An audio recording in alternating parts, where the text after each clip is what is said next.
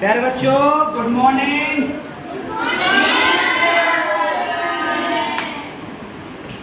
बैठ जाओ बैठ जाओ। तो जैसा कि अभी हरीश सर काफ़ी अच्छा पढ़ा के गए थे, आपको समझा के गए और प्रैक्टिकल रूप से घड़ी को भी आपको दिखाया। तो हर हमारे यहाँ पर ML नवोदय आवासीय कोचिंग सेंटर में हर टीचर आपको बहुत अच्छी तरह से समझाने की कोशिश करता है, लेकिन समझने के लिए आपको अपने तरीके से ज़रूरत है। लिख के देखो किसी भी तरीके से। तो प्यारे बच्चों, स्टार्ट करते हैं। देखिए, चैप्टर बाई चैप्टर जैसे कि मैंने आपको कराना शुरू किया है, उसके बाद मैंने बोला है कि लगातार उनके प्रैक्टिस सेट कराएंगे, रेगुलर नए तरीके के सवाल आया करेंगे। लेकिन एक जो तरीका है, अभी जो तरीका बन के आया है नया सिलेबस, उसके अकॉर्डिंग हम डेली नए नए तरीके के सवाल लेके आ रहे हैं, समझाने की कोशिश कर रहे हैं। उसको अच्छे से आप नोट भी कर लें और समझने का प्रयास करें। और हमारे साथ कुछ नए जो बच्चे आए हैं, उनको हमेशा मैंने बोला है, नहीं समझ में आता है प्यारे बच्चों तो हाथ खड़ा करा करें। नहीं समझ में आ रहा है तो हाथ खड़ा करा करें और बोला करें। देखिए, जो हमारे यहाँ पुराने बच्चे हैं वो हमारे सेक्शन C और B से ऑलरेडी प्रिपेयर्ड तैयार होके आए, उन्हें सब कुछ आता है। लेकिन जो नए बच्चे हैं वो उनकी होड़ ना करें, उनसे कंपैरिजन ना करें अपना। पूछा करें, अगर कुछ नहीं आ रहा है समझ में, पूछा करें प्यारे बच्चों, ठीक है ना। तो अगला नेक्स्ट सवाल हमारा है, नेक्स्ट PDF 22/7/2024। तो आज जैसे कि बात करते हैं,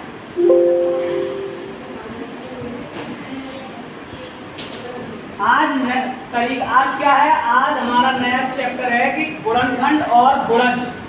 क्या है बेटा? गुणनखंड और गुणज। जो हमने आपके सिलेबस बताया था उसके बाद हमारा नया जो है गुणनखंड और गुणज। वैसे तो सभी बच्चे जानते हैं गुणनखंड और गुणज क्या होती है, लेकिन फिर भी एक पर्टिकुलर डेफिनेशन से हम समझते हैं कि किसी संख्या का गुणनखंड वह संख्या होती है जो बिना कोई शेष छोड़े, मतलब बिना कोई शेष छोड़े उसे पूर्ण रूप से विभाजित करती है। विभाजित मतलब होती है भाग, बिल्कुल अलग अलग खंड खंड करती है। जबकि गुणक वह है जो किसी संख्या के गुणन सारणी में आता है। अब देखिए, 3 के गुणनखंड करेंगे तो बहुत सिंपल, 1 गुणा 3, और 4 के करेंगे तो 4 के क्या होंगे, 1 गुणा 4 कह लो या 2 गुणा 2 कर लो, ठीक है ना। इसमें 1 भी लगा सकते हैं, ऐसी बात नहीं है। अब इसमें पूछा भी जाता है सवाल, उससे भी बात करेंगे, आगे बढ़ते हैं क्योंकि हमारे पास काफी। आप बोलो बेटा, उतार लेना डेफिनेशन, कोई बात नहीं, अभी आपको उसमें भी लिखी हुई है, ठीक है ना। लिखना चाहो तो समझाते टाइम पे अपना स्पीड बढ़ाया करो, ठीक है ना, स्पीड बढ़ाया करो। लिखना चाहते हैं बच्चे को, इसको लिख लो, कोई बात नहीं, डेफिनेशन अच्छी है। देखिए, पर्टिकुलर जरूरी नहीं है हमारे लिए डेफिनेशन नहीं आएगी, फिर भी ज़्यादा हम लिखेंगे डेफिनेशन, लिखो मत। मैं तो एक तरीका आपके लिए लेके आया हूँ, बस थोड़ी सी लिखनी है। तो किसी संख्या का गुणनखंड वह संख्या होती है जो बिना कोई शेष छोड़े उसे पूर्ण रूप से विभाजित कर देती है। लेकिन जो चीज़ मैं बोलूँ वो नोट कर लिया करो। ये तो मैंने एक तरह से समझा रहा हूँ, डेफिनेशन लेके आया, ठीक है ना, क्योंकि सवाल आपको करने हैं, डेफिनेशन नहीं आती है उसमें ना। लेकिन हम तो एक तरह से जो हमारे नए बच्चे हैं या कुछ भी हैं वो समझने इसलिए लेके आए हैं। तो जो चीज़ आपको दी जाए वो नोट कर लें। अब देखिए, इसमें 3 तरीके से अलग अलग हमारे होते हैं। पहला है सर्वनिष्ठ, सर्वनिष्ठ गुणनखंड या उभयनिष्ठ गुणनखंड। एक ही चीज़ है, लिख के आ जाती है, ये भाषाएं। भाषा का विशेष ध्यान देना है, ये भाषा आपको कंफ्यूज कर सकती है। सर्वनिष्ठ आप जानते हैं, मिलने वाला सर्वनिष्ठ। अब देखिए 36 और 81 में आप देख रहे हैं उभयनिष्ठ, मतलब सर्वनिष्ठ क्या है, 9, और कुछ है, इसको उभयनिष्ठ भी कह सकते हैं और सार्वनिष्ठ मतलब दोनों में समान। सार्वनिष्ठ मतलब समान आ रहा है, हमेशा ध्यान रखेंगे, इस तरह के आते हैं तो उसको कहेंगे।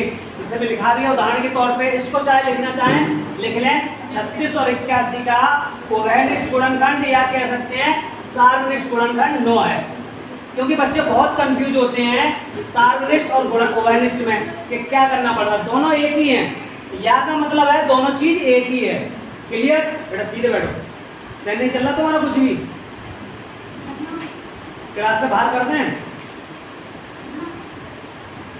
जितनी देर यहाँ बैठे हो उतना पेन भी चला सकते हो। आगे नंबर दो पे अभाज्य। आप अभाज्य अच्छी तरह से जानते हैं कि अभाज्य क्या होता है। अभाज्य में एक से और स्वयं से जो संख्याएं विभाजित होती हैं वो अभाज्य संख्या होती हैं। लेकिन यहाँ क्या कह रहा है, अभाज्य गुणनखंड। अभाज्य गुणनखंड मतलब होता है कि कोई सी संख्या आपको दे दी जाए, उसके गुणनखंड जो करते हैं, और गुणनखंड जहाँ तक करते हैं जब तक वो संख्या एक से और स्वयं से ही विभाजित हो तब तक उसके करते रहते हैं। तो वो क्या होती है, उसको बोलते हैं अभाज्य गुणनखंड। ठीक है ना, 2 नंबर हो गया। तीसरा, हाँ नोट कर लो इसको।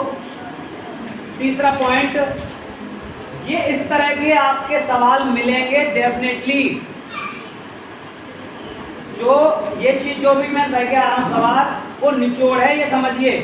फिर चैप्टर बाय चैप्टर एक्सरसाइज में बेटा क्या चक्कर है, कैसे बैठे हो आप, नोट नहीं कर रहे? आज चेक करेंगे हम, नोट नहीं कर रहे हो। हाँ देखते हैं, चलिए आगे बढ़ते हैं।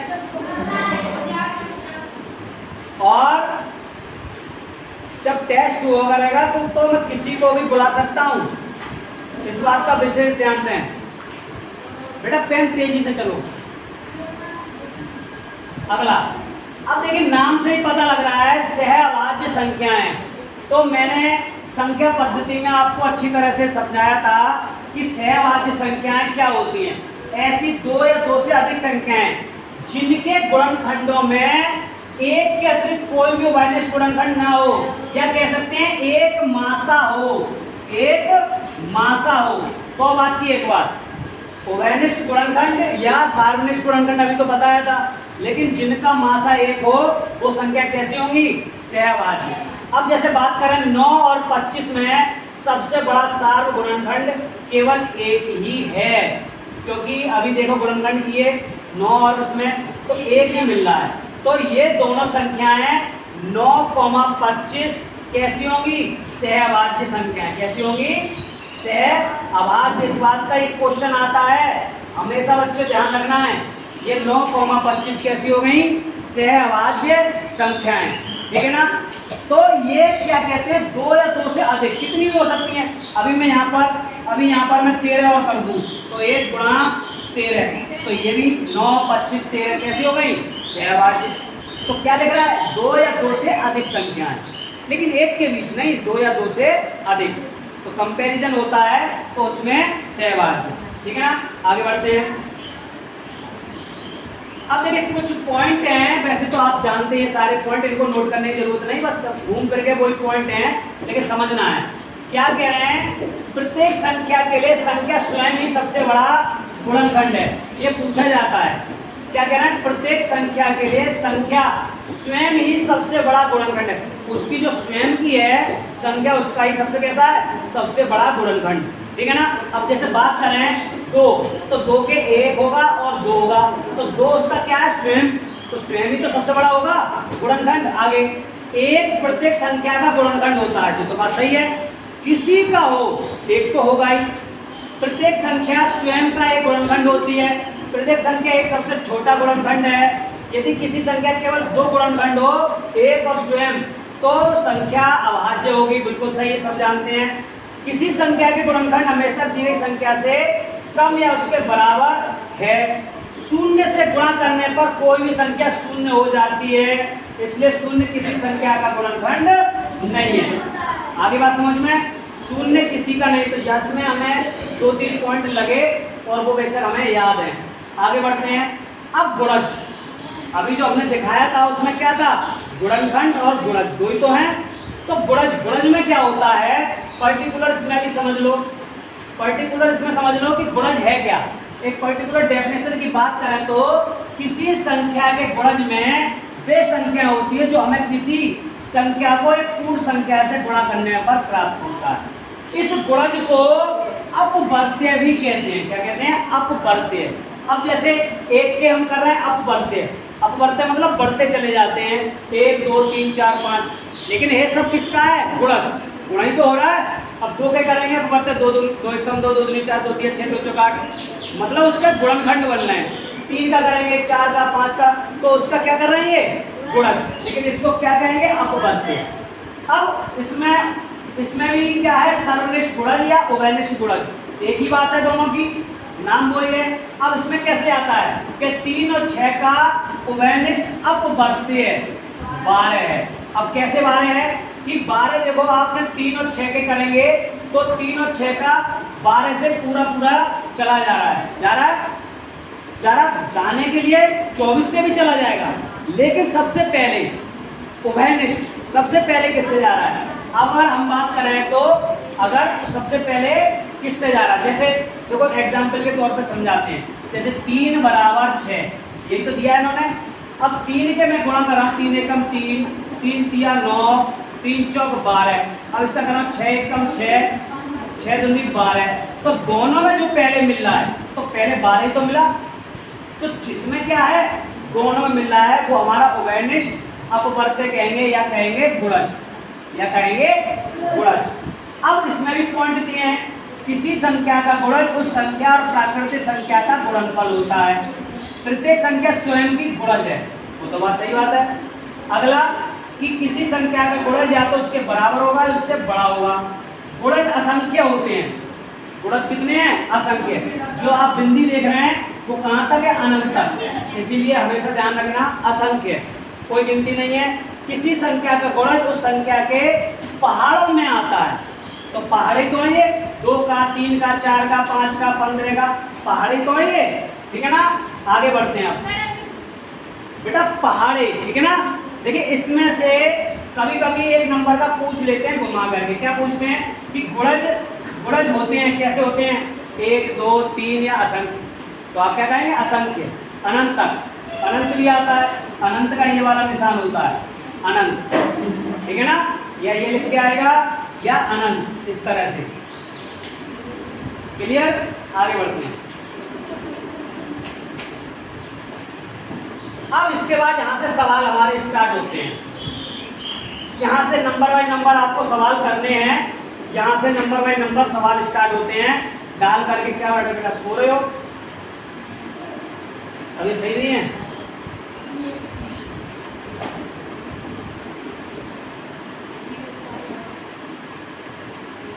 ये तो करते क्यों ना बेटा? पहला सवाल आ गया डिजिटल बोर्ड पर, उसकी कह रहा हूँ आप कोई बोलो है, बच्चों का आ गया सवाल तो कह रहा नहीं सही है। ऐसा होता है, कभी कभी हम स्थिर हैं लेकिन हो जाते हैं। देखिए अभी गुणनखंड और गुणज का हमारा चल रहा है, मैंने चैप्टर बाय चैप्टर आपको सारे चैप्टर कराएंगे, पहले ही बोल दिया है। उसके बाद प्रैक्टिस सेट कराएंगे, कंटिन्यू प्रैक्टिस सेट के बाद हमारे हर तरह के सवाल उसमें आते रहेंगे। हैंड डाउन बेटा, हैंड डाउन कर लिया तो हैंड डाउन। तो हर चैप्टर को आप किस तरह से अपने नोट करते हैं, किस तरह से आप अपनी नोटबुक बनाते हैं, ये आप पे डिपेंड करता है। चलिए 360 के अभाज्य गुणनखंड के रूप में व्यक्त करने पर प्राप्त होता है। तो अभी हाथ काफी कड़े किए थे, तो कौन सा ऑप्शन सही है बताओ? पहला बता रहे हैं, हैंड डाउन, पहला बता रहे हैं, दूसरा, तीसरा, हैंड डाउन, सिट डाउन। देखिए प्यारे बच्चों, गणित किसी तरह से करो उसका निकलेगा आंसर एक ही, या तो आपने कहीं ना कहीं गड़बड़ कर दिया है। अब इतना सरल 360 के अभाज्य गुणनखंड करेंगे तो सबसे पहले 2 से भाग देंगे, 2 एकम 2, 2 अट्ठे 16, 180। 2 का भाग देते हैं वो संख्या अपने आप में आधी हो जाती है। दूसरी बात ये भी है, अब जैसे 2 का भाग दे रहे हैं तो आधी हो गई 90, 2 का भाग दे रहे हैं 45। अब 4 और 5 9 अंकों का योग 9 है, इसका मतलब 3 से विभाजित हो जाएगी। तो 3 से दिया 3 एकम 3, 3 5 15, फिर चला जाएगा 3 5 15, अब 5 से। अब हमें ये मिलाना है 1 2 3, 2 बार 2 2, 3 बार, तो इसमें आ रहे हैं और इसमें आ रहे हैं और इसमें, इसका मतलब ये सही है, ये आपके गलत है। देखिए क्यों गलती हुई कुछ बच्चों से, गलती इसलिए हुई क्योंकि उन्होंने मौखिक रूप से किया। बेटा कॉपी पेन आपको यूज करना है, बहुत जरूरी है। आगे बढ़ते हैं, फिर से इसी तरह का है, अब गलतियां नहीं करना। 1000 के अभाज्य गुणनखंड हैं, अब बताइए, बताओ बेटा पीछे, हाँ बताओ। तीसरा बता रहे हैं, चलिए तीसरा बिल्कुल सही है, क्योंकि अभाज्य 1000 के करेंगे तो 10 10 और 10 और भी इसके कर सकते हैं, लेकिन ये वाला आपका गलत हो जाएगा। इसमें कह रहा है अभाज्य, यही चीज तो है कि हमारे मार्क्स कैसे कम आते हैं। अब आप कहेंगे कि इसके तो है, लेकिन ये 10 अभाज्य नहीं है। अभाज्य कब होगा, जब इसके भी हम 2 गुणा 5 और 2 गुणा 5 जब करेंगे तब हमारा होगा। अब 2 कितने हैं इसमें, 2 और 5 5 2 तो 3 3 है, तो ये सही है। अभाज्य गुणनखंड कह रहा है, खाली गुणनखंड कहता तो हम मान लेते आपका ये सही था, लेकिन इसमें क्या कह रहा है अभाज्य, तो अभाज्य होगा ही हमारे। आगे बात समझ में, चलिए तो कहते हैं भाषा को समझिए। आगे बढ़ते हैं, अब देखिए इसमें क्या, जो मैंने नाम बताया सार्वनिष्ठ गुणनखंड, इसमें जो नाम बोला था अब वही नाम आ गया। सार्वनिष्ठ गुणनखंड कौन सा है, बताओ बेटा। 5, बैठ जाओ। अब देखिए 65 30 और 45, या तो हम इसके गुणनखंड कर लें, या सार्वनिष्ठ मतलब समझ लें मासा। तो मासा आपको सिखाया गया है, मासा कैसे सिखाया है कि या तो भाग विधि से कर लो या गुणनखंड विधि से। मासा हो या लासा 2 प्रकार से निकालते हैं। एक तो क्या होती है, एक होती है आपकी भाग विधि और दूसरी होती है गुणनखंड विधि, ठीक है ना। वही आपकी लासा भी 2 तरह की होती है, यही लासा भी निकाल सकते हैं इन दोनों से, और मासा भी निकाल सकते हैं, ठीक है ना। अब हम निकालते हैं, तो निकालने के लिए अभी हमने देखा कि सार्वनिष्ठ गुणनखंड 30 का आप दे दो, इसमें पहले उससे बड़ी है 45 में दे दो, तो 30 से कम 30 और 15 बचे, जो शेषफल बचता है उसका अगली संख्या से भाग, 5 दूनी 30। तो इसका मतलब हमें 2 संख्याओं में तो मासा हमारा मिला 15, लेकिन तीसरी संख्या बची है उससे 15 का और करके देखते हैं कि ठीक है या नहीं। तो 15 चौका 60 और 5 बचा, 5 का भाग देंगे तो 5 दिया 15, तो इसका मतलब 5 है। तो ये वाली बात कैंसिल हो जाएगी और ये सही, क्योंकि तीनों में मिलना चाहिए, और तीनों का अगर हम भाग देंगे 5 का तो तीनों में चला जाएगा। एक तो ये हो गया तरीका। दूसरा तरीका, अगर आप लासा निकाल रहे हैं 65 30 और 45, तो जिसका भाग जा रहा है 5 का ही जाएगा, देखो तीनों में, तो जिसका तीनों में जा रहा है वो होगा। किसी भी तरीके से सीख के आप कर सकते हैं। आगे बढ़ते हैं, सवाल नंबर 14। अभी जैसे कि मैंने आपको पहाड़े बताए थे गुणज में, उसी गुणज के रिलेटेड इसमें भी सवाल आ जाते हैं, लेकिन ये सवाल आपको संख्या पद्धति में भी मिले थे, तो उससे कोई डिपेंड नहीं करता है, डिपेंड करता है हम उस चैप्टर के अनुसार अपनी तैयारी कर रहे हैं। तो बात की हमने, इसके लिए पर्टिकुलर हमने सूत्र भी बताया था कि n+1/2, या तो आप ऐसे कर लो, या 9 1 कम 9, 9 दूनी 18, 9 3 27, 9 4 36, 9 5 45, या आप ऐसे जोड़ के कर लो। डिपेंड आप पे करता है आप जल्दी किस सवाल से कर पाते हैं। सूत्र से यह है कि थोड़ा सा जल्दी हो जाता है। 9 गुणा 5, 5 + 1 बटे 2, 9 पंजे 45, 6 बटे 2 और 3 बार, और 3 का कटेगा 3 5 15, 3 6 3 चौक 12 और 13 135,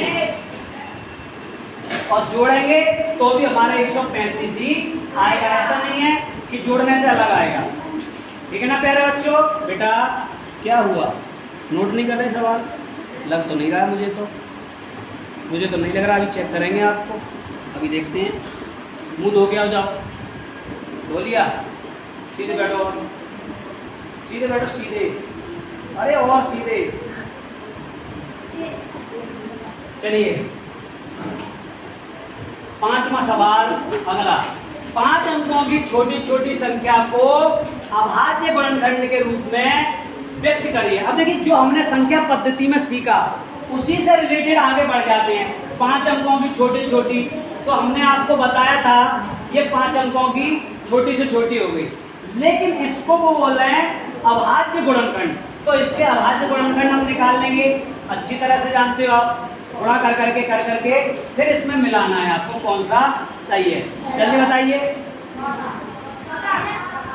बेटा, तुक्का नहीं मानना है, तुक्का नहीं मानना है। 2 का करेंगे 5 0, फिर 2 का करेंगे 25 0, फिर 2 का करेंगे और 125 और 0, फिर 2 का करेंगे 6 6 2 6 12, 2 दूनी 4 और 625, फिर 5 का चला जाएगा 5 एकम 5, 5 दूनी 10, 125, फिर 5 25, फिर 25, फिर 5, 1 2 3 4, 4 हमारे 5 5 हैं, 4 ही हमारे 2 2 हैं। तो देख लो तो 14, बिल्कुल सही। और ये यही चीज है आपको प्रैक्टिस से आगे बढ़ते हैं। अब संख्याओं पे आधारित भी आते हैं, जैसे 1050। हाथ खड़ा करें और कोई आना चाहे कर सकता है। आ जाओ, आ जाओ, जल्दी आ जाओ।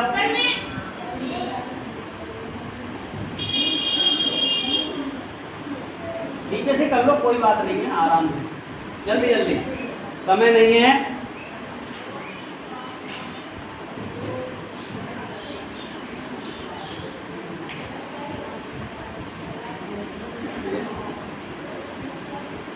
और जल्दी करो।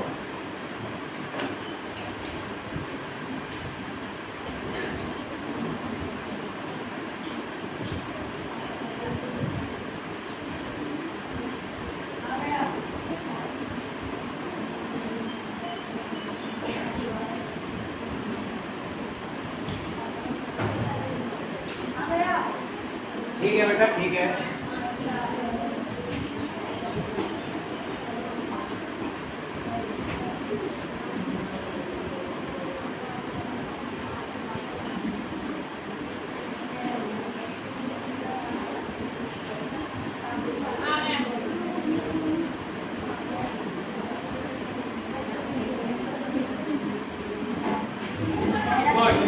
बहुत बढ़िया, चलिए बहुत बढ़िया, कोई बात नहीं। देखिए मैचिंग करना, बैठ जाओ। देखिए मैचिंग करना बहुत जरूरी है कि 2 3 5 5 और 7 मैचिंग में आपने गड़बड़ कर दी। एक जैसे कभी कभार लगते हैं, अभी ये इस पे जा रही थी तो एक जैसे कभी कभी लगते हैं, लेकिन उन्होंने देखा कि यहाँ पर 3 है 5 5, और जबकि हमने गुणनखंड किया है वो 2 है। तो मैचिंग की वजह से ही इस तरह के आपको सवाल दिए जाते हैं। आगे बढ़ते हैं। आगे हमारा देखिए सवाल, निम्नलिखित में से कौन सा 132 का गुणनखंड नहीं है? तो जाहिर सी बात है ये तो हाल बता दोगे, बताओ कौन सा नहीं है। आपने क्यों बोला, इनसे पूछा और इन्होंने हाथ खड़ा किया, बाद में बोले। अच्छा आप बताइए 8 क्यों नहीं है? 8 से 132 कट रही है। हाँ 8 से विभाजित नहीं हो रही है, लेकिन सबसे इनसे सबसे विभाजित हो रही है। ठीक है ना, बैठ जाओ, आगे बढ़ते हैं। क्या हुआ? लाइट गई थी, एकदम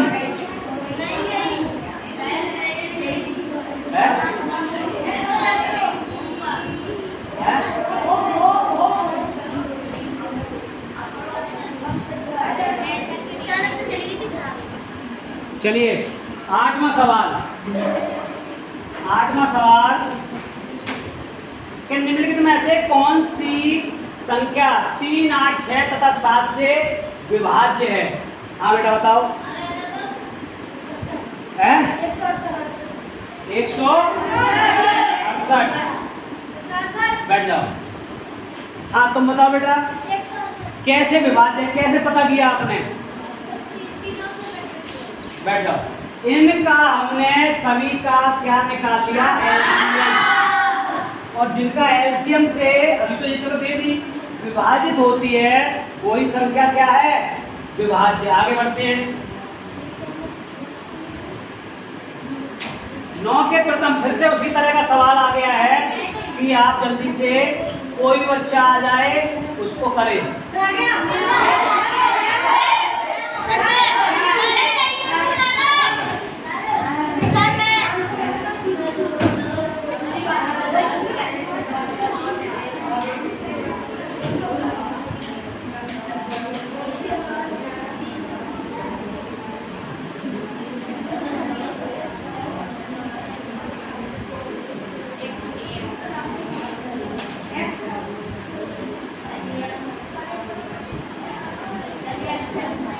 चलिए बहुत बढ़िया।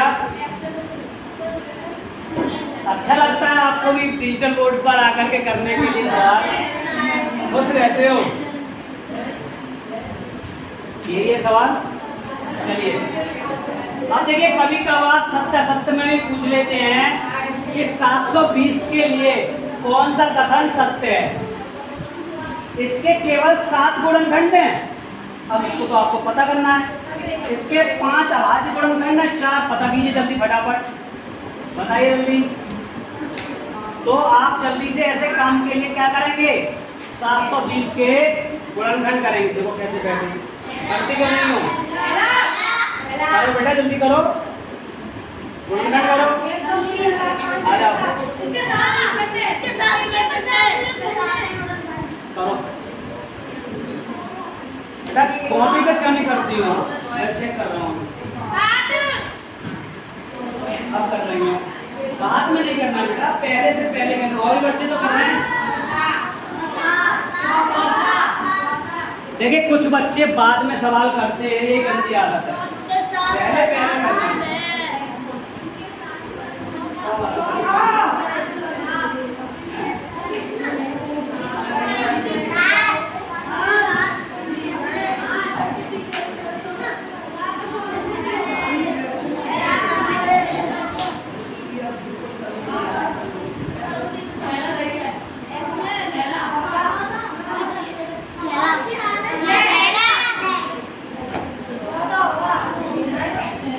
एक, दो, तीन, चार, 5, 6, 7।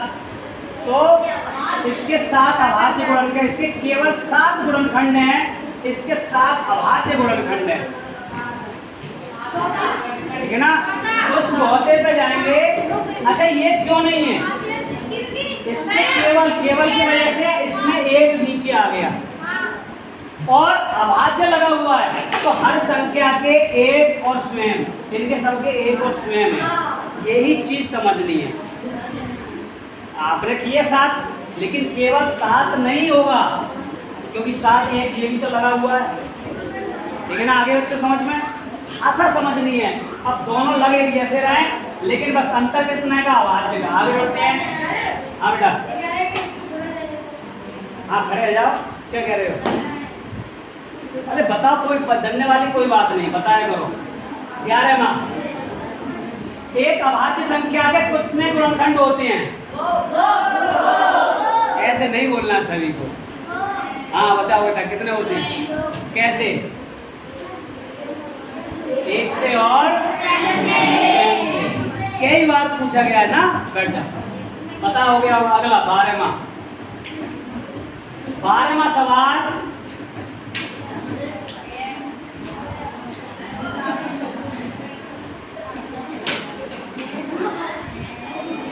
इसमें कुछ गड़बड़ हो गया है। 1 + 2 + 3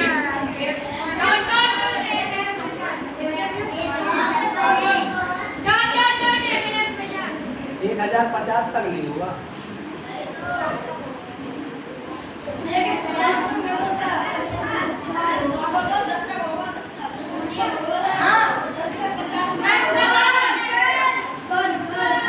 दस तक ना, 10 तक होगा। ये नहीं।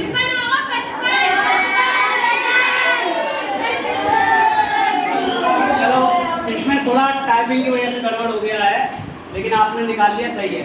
क्योंकि ये किससे निकाला है आपने? किससे निकाला होगा? यहाँ पे संख्या कितनी है? 10 है, तो 10 और 1 11 और इससे 5 और 55। अब ये सवाल अच्छा है। इसी में आपका बोर्ड मास के नियम भी आ जाते हैं। विशेष तौर से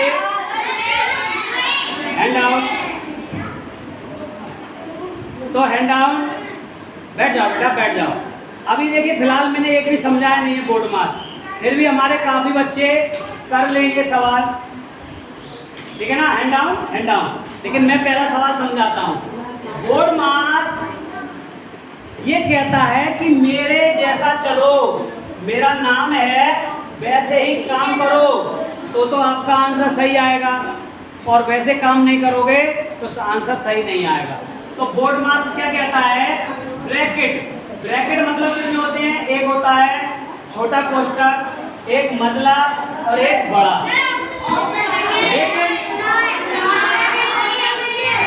हाँ नहीं, कोई बात नहीं, लेकिन इसमें बार और आ जाता है, हुई बार। तो बार किसी के कोष्ठक के अंदर हो सकता है या मत भी हो, वो भी आ सकता है, ठीक है ना? तो अब ये क्या कह रहा है? डी का मतलब डिवाइड, मल्टीप्लाई, ऐड और सब्ट्रैक्ट। तो ऐसे सवाल में सबसे पहले इसमें कहीं ना कहीं कुछ मतलब बाहर हो गया होगा, गड़बड़।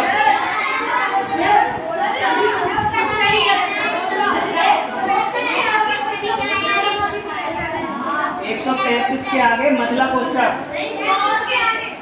इसके आगे यहाँ पर, हाँ ये मझला और ये मझला रह गया, सही है। और देखिए बात नहीं, आगे देखते हैं सवाल। तो सबसे पहले हमारा क्या है यहाँ पर? छोटा कोष्ठक, और पूरे सवाल को ऐसे ही उतार लेते हैं। अब छोटे कोष्ठक में हमने 30 और 20 10 बचे और 10 बाहर आ गए। अब हमने फिर से देखा 33 में से 10 गए, कितने बचे?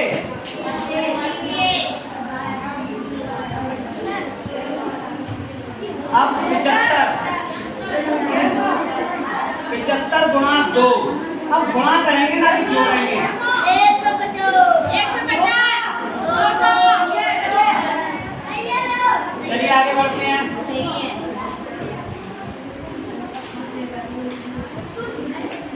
देखिए ये इस तरह के भी सवाल आते हैं जो मैंने संख्या पद्धति में भी बताया था आपको। क्या कहा था उसमें कि a प्लस बी का होल स्क्वायर का याद होना चाहिए, a माइनस बी का होल स्क्वायर, a का स्क्वायर माइनस बी का स्क्वायर। ये फॉर्मूले आपको याद होना चाहिए। उसी फॉर्मूले से रिलेटेड है, आप देख रहे होंगे कि इसका फॉर्मूला बोलेंगे a माइनस बी और a प्लस बी। तो एक कोष्ठक में आपको दिख रहा है प्लस, एक में माइनस, तो ये हमारा a प्लस बी है और ये a माइनस बी प्लस 300, उसका मान निकाल लेंगे। तो निकालने के लिए हमने क्या किया कि √8 का होल स्क्वायर माइनस √9 का होल स्क्वायर प्लस 300, तो वर्ग से वर्गमूल का कट जाता है, कट गया। तो क्या आ गया? 8 माइनस 9 प्लस 300, ठीक है ना? अब घटा देंगे तो कितना आ रहा है? एक माइनस का एक बचा, प्लस के 300 में घटा दिए 299। Option B. किस किस का सही गया था ईमानदारी से? पहले कर लिया था, गुड। हैंड डाउन, चलें आगे बढ़ें। 15वां सवाल। 15वें सवाल में देखिए एक माइनस का, एक प्लस का, एक माइनस का, एक प्लस का। इसमें भी थोड़ा कहीं कहीं हो गया है। ये देखिए ये माइनस है, प्लस है, फिर माइनस, फिर प्लस, फिर माइनस, फिर ये प्लस है। यहाँ पर सम संख्या में माइनस है नहीं, विषम में माइनस है, विषम में कैसा है माइनस, और सम में कैसा है प्लस। मैं बना दे रहा हूँ, ये माइनस। तब पूछ रहा है उसका मान, तो बताइए जल्दी फटाफट।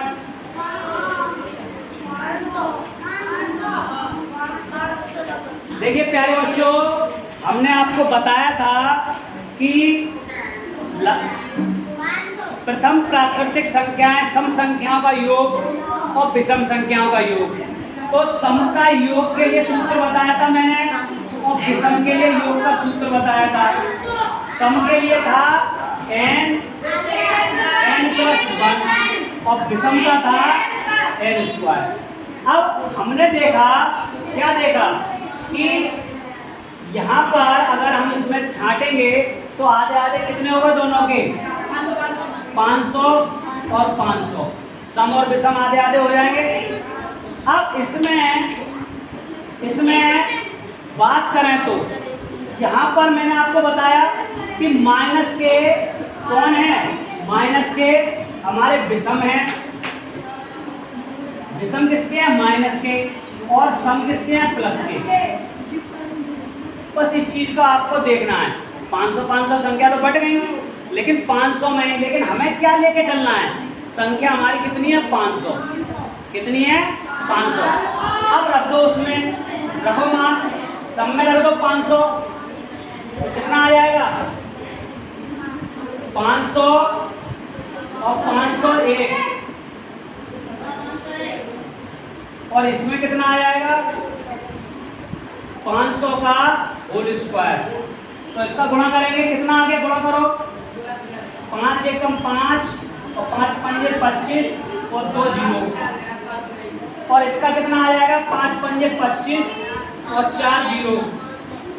अब इनका अंतर करो कितना आ रहा है, तो अंतर 7 दिख रहा है बिल्कुल।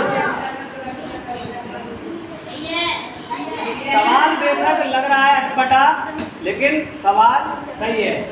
हो गया सभी का? हमें मुख्य रूप से ये फॉर्मूले बेटा याद रहने चाहिए। बड़े देखिए, अरे क्या हो गया, ये क्या हो गया, ये क्या हो गया, हाँ आ गया।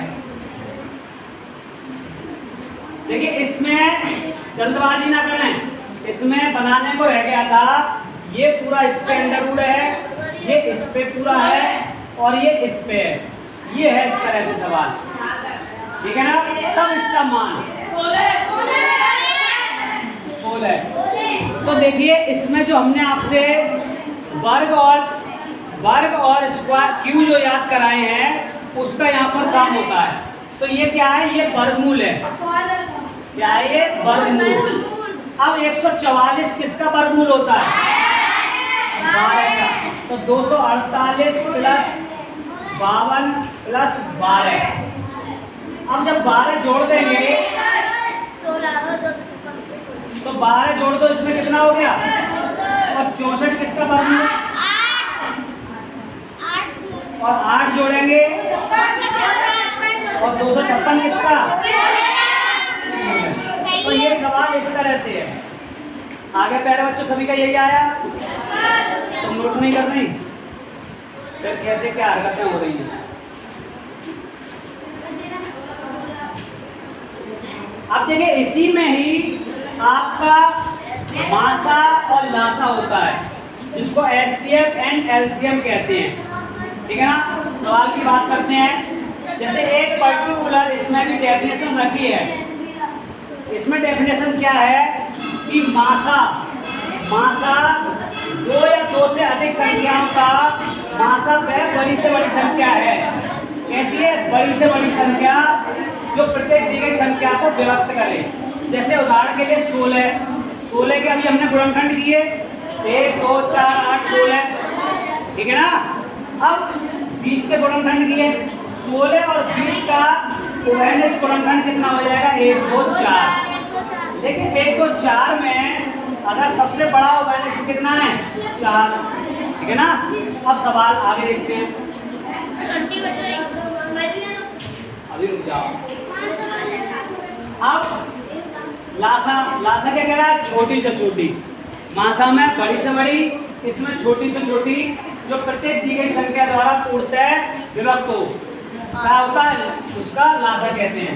अब जैसे 15, 10, 5, 10, 15 का लासा याद करो जल्दी से फटाफट।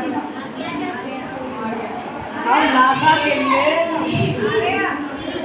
इसमें भी आप भाग विधि से या गुणनखंड विधि से किसी से भी कर सकते हैं। भाग विधि क्या होती है? भाग विधि आप 5, 10, 15 ये आपकी भाग विधि है। आवाज किसकी आ रही है? फिर 2 से देखते हैं, जिसमें नहीं आता उसको उतार लेते हैं। 3 से, फिर 5 से, 5 दिया 15, 15 दूनी 30, इसका लासा 30। अगर गुणनखंड विधि से देखें तो 5 बराबर 10 बराबर 15 बराबर, तो 5 2 गुणा 5 3 गुणा 5, और इनका जब लासा होगा तो यही होगा। जो मिल रहा है उसको तो लिखते हैं, और जो शेष बचा उसको भी। तो कितना हो गया? 30। तो दोनों विधि से समझ में आ गया। आगे बढ़ते हैं। आगे इसी में हमारा लासा 6, 10, 15। आगे इसे आजा जल्दी, कौन करेगा?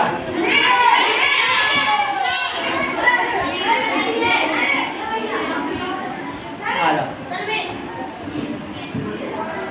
पूजा करके आएगा तो नहीं, सही है, वो पहुंच जाएगा।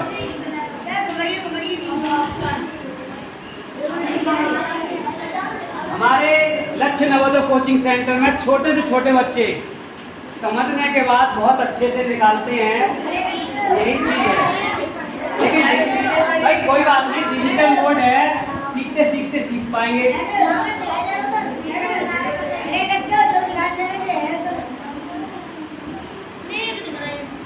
हाँ दिख तो रहे हैं, नेक तो दिख रहे हैं।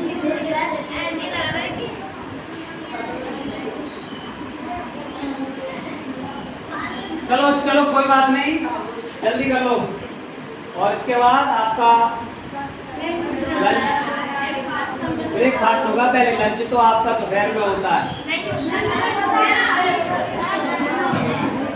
सुबह का क्या होता है? ब्रेकफास्ट। अच्छा देखिए, ये हमारी सेक्शन ए है।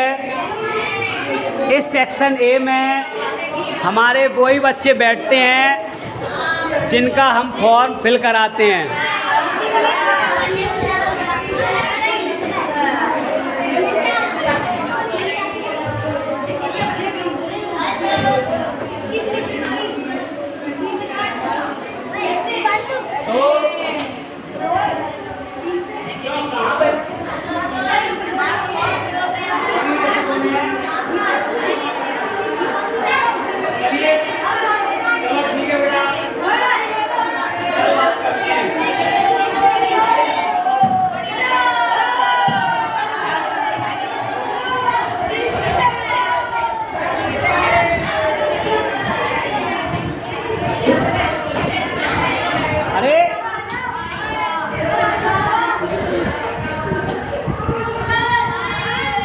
जाओ जाओ जाओ,